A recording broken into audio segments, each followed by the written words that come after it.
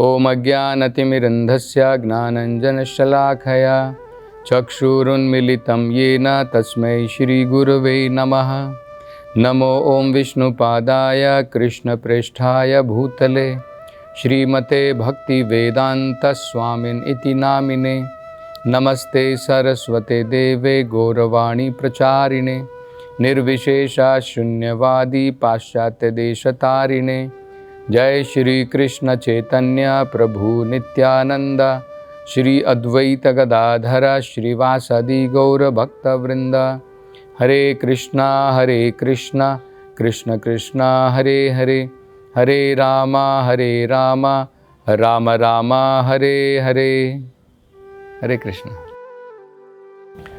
तो पिछली कथाओं से हम चर्चा कर रहे थे महाराज परीक्षित ने किस प्रकार से कलियुग को, जो कलि पुरुष था, जो उनकी शरण में आया था और उसने कहा था कि कृपा करके मुझे अपने राज्य में कहीं पर तो शरण दो, कहीं पर तो मैं वास कर सकूं, कहीं पर तो मैं रह सकूं।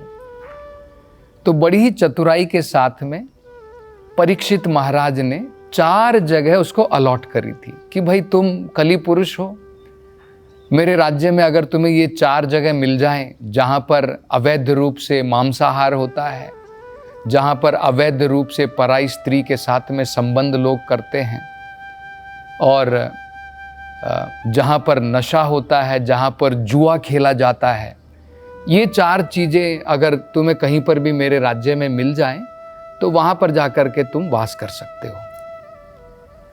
तो कलियुग तो जानता था, कलि पुरुष तो जानता था कि कहीं पर भी महाराज परीक्षित के राज्य में ये 4 चीज़ों का तो कहीं पर भी जो है उनका एक तृण भी नहीं पाया जाता है, क्योंकि महाराज परीक्षित इतने महान राजा थे कि अधर्म का उनके प्रदेश के अंदर में, उनके राज्य के अंदर में कोई नामो निशान भी नहीं था। तो कलि पुरुष जो है, अब वो महाराज परीक्षित से कहता है कि इसके अलावा कृपा करके मुझे कोई दूसरा स्थान प्रदान कीजिए, क्योंकि ये तो आपके राज्य के अंदर में कहीं पर भी नहीं है। ये 4 चीजें जो आपने बताई हैं, आपके राज्य के अंदर में इनका नामो निशान भी नहीं है, तो मैं कहां पर रहूंगा? ये तो इनडायरेक्टली आप कह रहे हैं कि आपने मुझे शरण ही नहीं दी। तब परीक्षित महाराज ने दोबारा जो है क्या किया, बड़ी ही चतुराई के साथ में कलि पुरुष से कहा कि ठीक है, तुम उस जगह पर वास कर सकते हो जहां पर लोग जो हैं बड़े रूप में सोने का संग्रह करते हैं, गोल्ड, सोने को इकट्ठा करते हैं, वहां पर तुम वास कर सकते हो। अब इसका आधार क्या था कि जहां पर भी बहुत ज्यादा धन दौलत लोग जमा करके रखते हैं, सोने का संग्रह करके रखते हैं, तो वहां पर स्वाभाविक तरीके से ऑटोमेटिकली ये 4 चीजें रहेंगी। ये 4 चीजें जो हैं, ये जो 4 पाप कर्म हैं, वो वहाँ पर ऑटोमेटिकली स्वाभाविक तरीके से प्रेजेंट होंगे। तो उन्होंने कहा कि ठीक है, जहाँ पर भी तुम पाओ कि बड़ी मात्रा में इस प्रकार से सोना इकट्ठा करके लोग रख रहे हैं, उस जगह पर तुम जाकर के वास कर सकते हो। तो उसके बाद से हम देख सकते हैं कि कलि पुरुष जो है उस जगह पर वास करने लगा है। ये 4 चीज़ें तो उसको दी गई थी ऑलरेडी, जहाँ पर भी अवैध रूप से मांसाहार है, जहाँ पर भी अवैध रूप से पराई स्त्री के साथ में संबंध है, और जहाँ पर भी जो है नशा करते हैं लोग, और जहाँ पर भी जुआ खेला जाता है, वहाँ पर तो कलि प्रवेश कर ही सकता है। इसके साथ साथ में जहाँ पर भी लोग जो है बड़ी मात्रा में इंद्रिय तृप्ति करने के लिए सोने का संग्रह करते हैं, सोने को इकट्ठा करते हैं, वहाँ पर भी कली के ये सारे लक्षण हम देख सकते हैं। तो इससे हम जो है एक और बड़ी महत्वपूर्ण बात सीख सकते हैं। आजकल हम देखते हैं राज्यों के अंदर में जो है लोग, सरकार जो होती है, हमारा जितना गोल्ड का रिजर्व होता है, हमारे देश के अंदर में जो सोना है वो कितना संग्रह हुआ है, कितना हमारा रिजर्व है गोल्ड का, उसके आधार पर हम क्या करते हैं, सरकार जो है करेंसी नोट्स बनाती है। तो ये जो करेंसी नोट्स है, कई बार क्या होता है, भ्रष्टाचार तो हम देख रहे हैं सब जगह फैला हुआ है। तो जब भ्रष्ट लोग होते हैं तो उसका दुरुपयोग हो जाता है। दुरुपयोग में क्या होता है, हमारे सोने का रिजर्व तो कुछ है, उसके अनुसार हम अगर जो है नोट्स, करेंसी नोट्स को प्रिंट करें तो कोई प्रॉब्लम नहीं होती है। लेकिन आर्टिफिशियली इन्फ्लेशन बढ़ाने के लिए और बाद में सारी अर्थव्यवस्था पस्त हो जाती है जब सरकार क्या करती है, लोगों को खुश करने के लिए और अपनी इंद्रिय तृप्ति करने के लिए जितना गोल्ड का रिजर्व है, सोने का जो रिजर्व है, उससे भी बढ़ कर के जब करेंसी नोट्स प्रिंट किए जाते हैं, सारी अर्थव्यवस्था बिगड़ जाती है। ये हम देख सकते हैं कई देशों में प्रैक्टिकली ऐसा हुआ है। तो उसकी जगह में वेद क्या बताते हैं कि ये जो करेंसी नोट्स हैं, उसकी जगह में अगर असली सोने की या असली चांदी की करेंसी हो, तो ये जो आज हम देख रहे हैं इकोनॉमिकल प्रॉब्लम, आर्टिफिशियल इन्फ्लेशन, हर एक चीज़ों का दाम जो बढ़ रहा है, वो नहीं होगा। और इससे क्या होता है, जो बुरा जो धन होता है वो अच्छे धन को भगा देता है। तो ये जो बुरा धन बढ़ने में लगा हुआ है, आर्टिफिशियली जो हम लोग प्रिंट करके जो है, जिसकी सरकार है वो चाहे तो पेपर की करेंसी का क्या है, कोई भी प्रिंट कर सकता है। तो अगर कोई सरकार भ्रष्ट है तो वो ज़्यादा करेंसी प्रिंट कर सकती है, और आज हम देख सकते हैं उसके फलस्वरूप देशों में क्या प्रॉब्लम चल रही है। तो इसका सॉल्यूशन वेद बताते हैं, करेंसी जो होनी चाहिए असली मेटल की होनी चाहिए, जो उसका एक्चुअल मूल्य है, जो सोने का जो मूल्य है, चांदी का जो मूल्य है, उसमें लेन देन अगर होगा तो ये प्रॉब्लम जो है सॉल्व हो जाती है। दूसरा, महाराज परीक्षित ने क्या किया, उन्होंने ये 5वीं जगह तो दे दी, 4 जगह तो पूरे राज्य में कली पुरुष को कहीं पर भी दिखाई नहीं दी। अब 5वीं जगह वो ढूंढने लगा, कहाँ पर लोग जो है गोल्ड का संग्रह करने में लगे हैं इंद्रिया तृप्ति के लिए।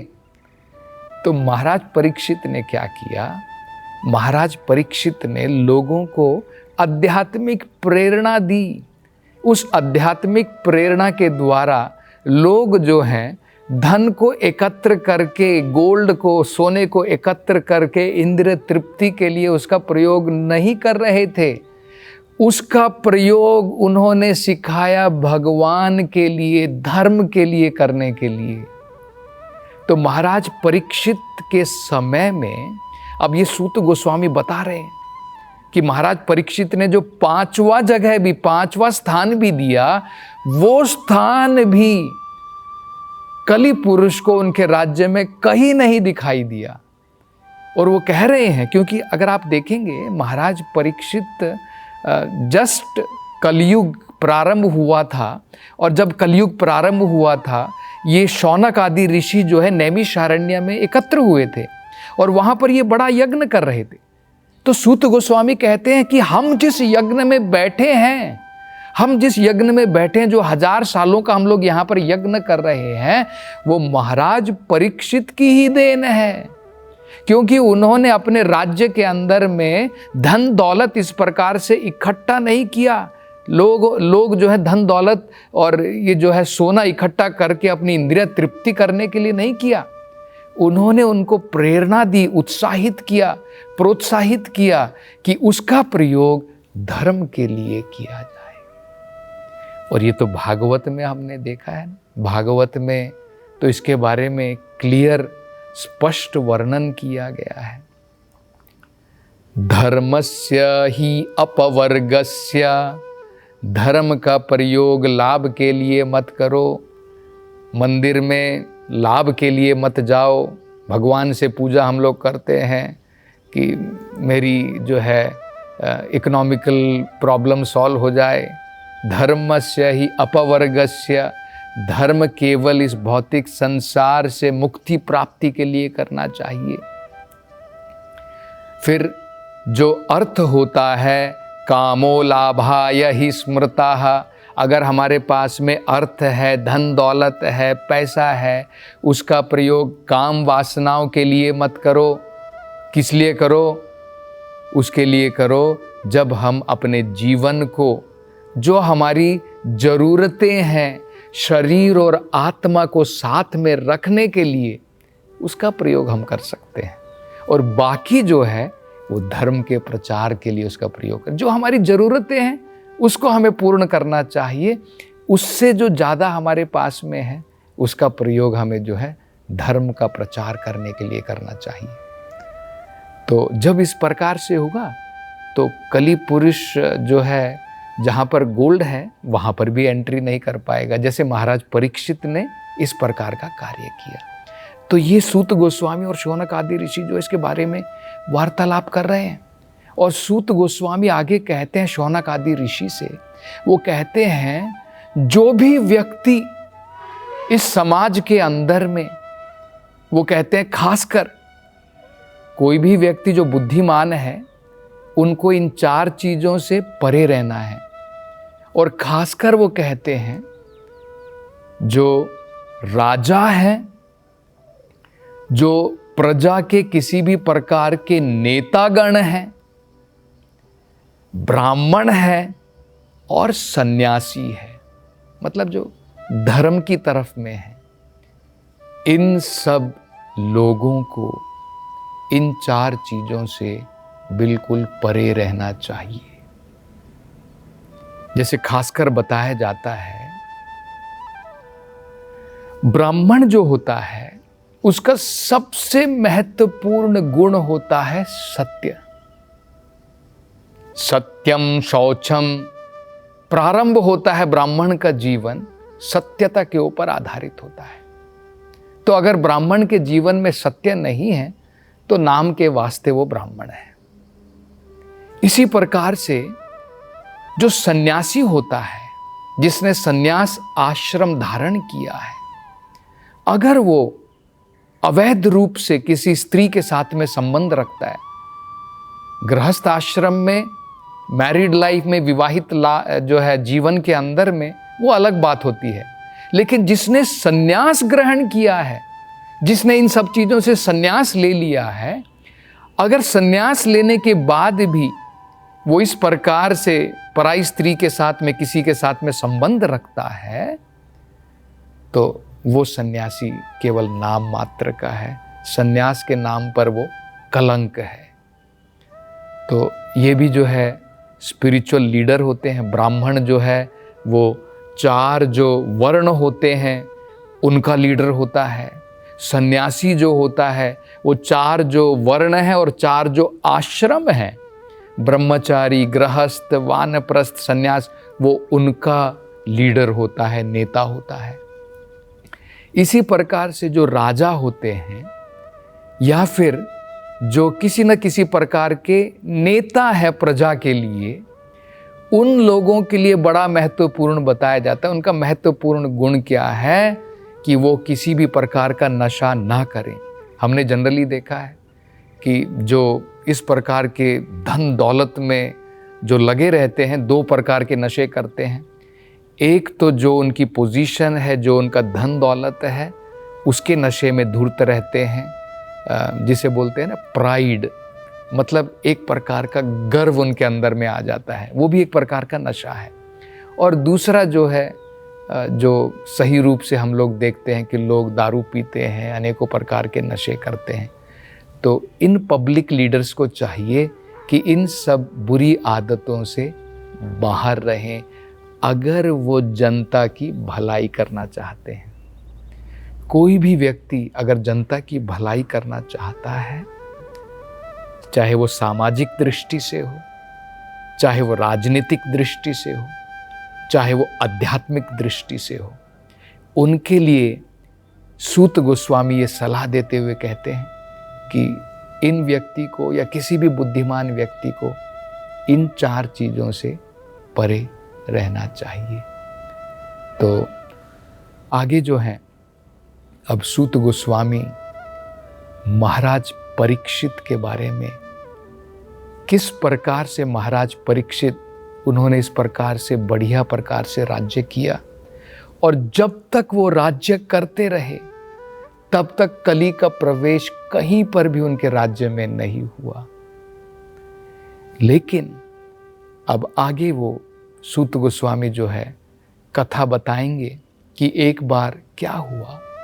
महाराज परीक्षित जब शिकार करने जा रहे थे, जब वो जंगल में थे और वहाँ से वापस लौट रहे थे, तो उन्होंने वहाँ पर एक गलती कर दी और उस गलती के कारण उनको शाप मिला कि 7 दिन के अंदर में उनकी मृत्यु निश्चित है।